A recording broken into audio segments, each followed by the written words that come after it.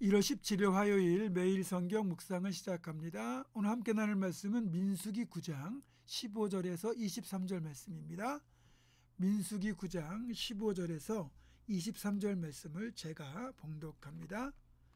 성막을 세운 날에 구름이 성막 곧 증거의 성막을 덮었고 저녁이 되면 성막 위에 불 모양 같은 것이 나타나서 아침까지 이르렀으되 항상 그러하여 낮에는 구름이 그것을 덮었고 밤이면 불 모양이 있었는데 구름이 성막에서 떠오른 때에는 이스라엘 자손이 곧 행진하였고 구름이 머무는 곳에 이스라엘 자손이 진을 쳤으니 이스라엘 자손이 여호와의 명령을 따라 행진하였고 여호와의 명령을 따라 진을 쳤으며 구름이 성막 위에 머무는 동안에는 그들이 진영에 머물렀고 구름이 성막 위에 머무는 날이 오래일 때에는 이스라엘 자손이 여호와의 명령을 지켜 행진하지 아니하였으며 혹시 구름이 성막 위에 머무는 날이 적을 때에도 그들이 다만 여호와의 명령을 따라 진영에 머물고 여호와의 명령을 따라 행진하였으며 혹시 구름이 저녁부터 아침까지 있다가 아침에 그 구름이 떠오를 때에는 그들이 행진하였고 구름이 밤낮 있다가 떠오르면 곧 행진하였으며 이틀이든지 한 달이든지 1년이든지 구름이 성막 위에 머물러 있을 동안에는 이스라엘 자손이 진영에 머물고 행진하지 아니하다가 떠오르면 행진하였으니 곧 그들이 여호와의 명령을 따라 진을 치며 여호와의 명령을 따라 행진하고 또 모세를 통하여 이르신 여호와의 명령을 따라 여호와의 지킴을 지켰더라. 아멘. 요즘 새롭게 등장한 신조어 중에 결정장애라는 말이 있습니다. 결정장애는 말 그대로 결정을 잘 못하는 걸 말합니다. 그 이유는 여러 가지가 있겠지만 내 선택이 어떤 결과를 빚을지 잘 모르기 때문에 일어나는 현상일 수 있습니다. 사실 우리는 너무나 많은 변수들을 고려하고 또 주변 여건을 감안해서 결정을 하려다 보니까 자칫 최적의 타이밍을 잃기도 하고 때로는 너무 서두르거나 너무 늦어지는 경우도 종종 있습니다. 또 사람의 계산으로는 완벽해 보이지만 어딘가 반드시 빈틈이 생기게 되고요. 그것이 큰 화를 불러일으킬 때도 가끔은 있습니다. 1986년도 1월 28일 7명의 승무원을 태운 미국의 우주왕복선 챌린저호가 미국 플로리다 주에 있는 케이프 커네버럴 기지에서 발사가 되었는데 75초 만에 공중에서 폭발해서 선장인 프란시스 스코비를 포함한 승무원 전원이 사망을 했습니다.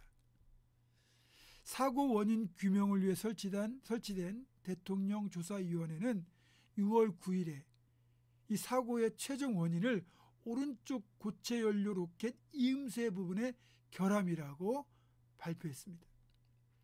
그러니까 챌린저호를 발사할 때만 해도 모든 것이 완벽해 보였지만 이음새 부분에 아주 미세한 결함이 이런 끔찍한 사고로 이어진 거죠.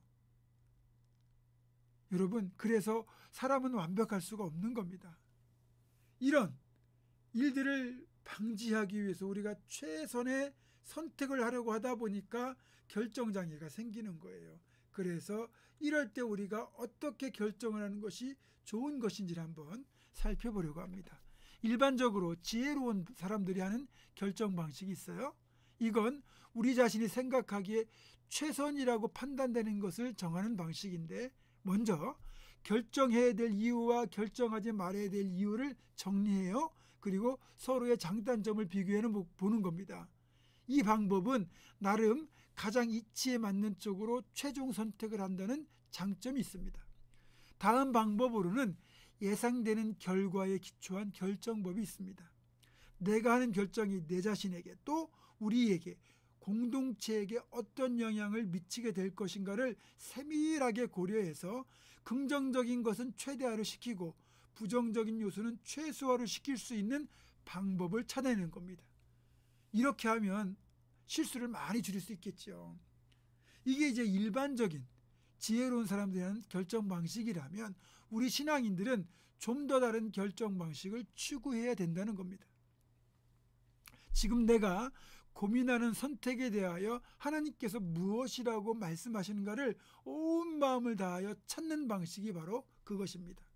이 방식은 조지 뮬러 목사님, 5만 번 기도응답을 받았다는 조지 뮬러 목사님이 사용하셨던 방식인데, 다음 세 가지 단계를 통하여 하나님의 뜻을 구하는 방법입니다. 첫째, 기도를 통하여. 둘째, 말씀 묵상을 통하여. 셋째, 환경에 대한 진지한 숙고를 통하여 자신의 능력과 지식을 최대한 발휘하여 신중하고도 조심스럽게 판단하는 방식입니다. 이런 방식으로 판단한 뒤에 내 마음이 평온하면, 그리고 동일한 기도 제목으로 서너 차례 간청하고 이후에도 마음이 계속 평온한 상태를 유지하면 이걸 하나님이 주신 마음으로 여기고 그때 비로소 결정하고 실행하는 방식입니다. 하지만 안타깝게도 오늘날 많은 그리스도인들은 기도 없이 그냥 일상에서 예견된 결과에 기초해서 결정을 내리고 있다는 겁니다. 그러면 안 됩니다. 우리는 한 걸음 더 나아가서 기도하는 가운데 하나님의 뜻을 깊이 숙고하여 그 과정을 통해 주시는 마음으로 결정을 내려야 됩니다. 그리고 좋은 결정, 선한 결정은 반드시 선한 열매, 좋은 열매를 거둘 수밖에 없어요. 자, 이런 방식도 좋은데 오늘 본문에 나온 방식은 사실 최고의 결정 방식이라고 할 수 있는데, 그게 바로 구름 기둥을 따라가는 결정 방식입니다. 17절을 제가 다시 읽어보겠습니다. 구름이 성막 위에서 떠오른 때에는 이스라엘 자손이 곧 행진하였고 구름이 머무는 곳에 이스라엘 자손이 진을 쳤으니. 아멘. 그러니까 이스라엘 백성들이 광야에서 가나안 땅을 향하여 이동하는 기간이 40년이잖아요. 어떤 곳에서는 며칠을 머무르기도 하고 어떤 곳에서는 몇 년을 머무르기도 했을 겁니다.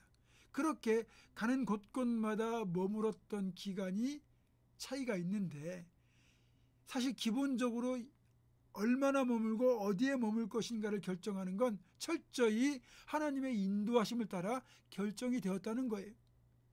오늘 말씀처럼 구름 기둥이 성막 위에 머물러 있고 또 이동을 하게 되면 날이 밝아 이동하니까 구름이 떠오를 때 이스라엘 백성들은 부지런히 세간살이를 정리해서 침을 싸서 이동 준비를 마칩니다. 구름이 떠오르면 이동 준비를 하고 구름이 이동하면 이제 그 구름의 이동을 하는 방향을 따라 걸어가기만 하면 되는 겁니다.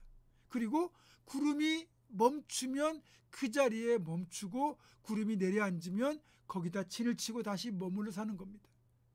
이렇게 구름으로 상징된 하나님의 이끄심을 따라 이동과 멈춤, 방향과 시기를 결정하는 방식은 무척 단순해 보이지만 가장 성경적이고도 본질적인 결정 방식인 것입니다. 구름 기둥의 인도하심, 즉 하나님의 인도하심을 따라 움직이는 인생의 여정이 가장 복된 여정이고 그런 인생이 가장 복된 인생입니다. 사랑하는 성도 여러분, 기도와 묵상을 통하여 구름처럼 하나님이 인도해 주시는 그 지혜와 분별력을 가지고 이끄신 대로 따라가기만 하면 정말 복된 인생을 살 수 있습니다. 그런 우리가 되기를 주님의 이름으로 축원합니다. 기도하겠습니다.